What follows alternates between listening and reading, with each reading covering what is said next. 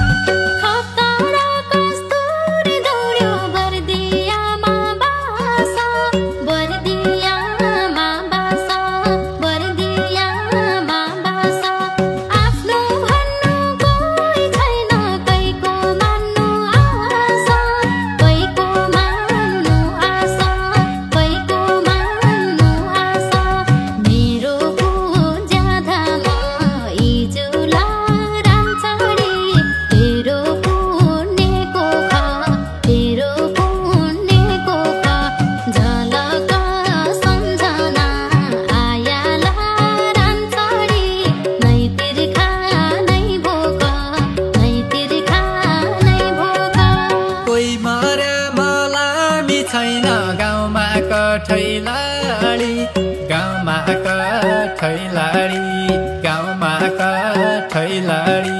जना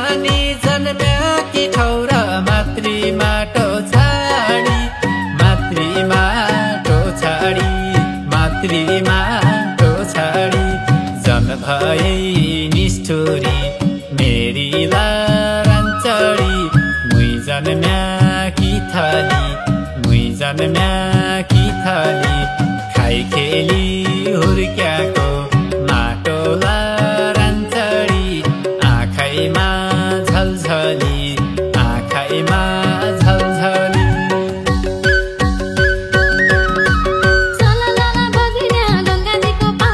सललल बग्ने गङ्गाजीको पानी प्यारै छ जिन्दगानी मरेर खरानी प्यारै छ जिन्दगानी मरेर खरानी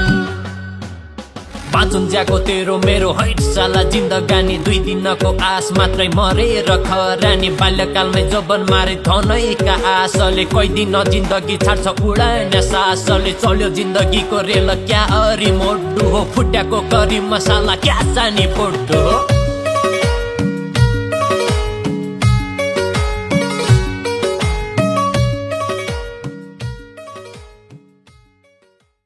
कोही मरे मलामी छैन गाउँमा कठैलाडी गाउँमा कठैलाडी गाउँमा कठैलाडी जननी जन्म्याकी ठौर मातृ माटो छाडी मातृ माटो छाडी मातृ माटो छाडी जन्म भए निष्ठुरी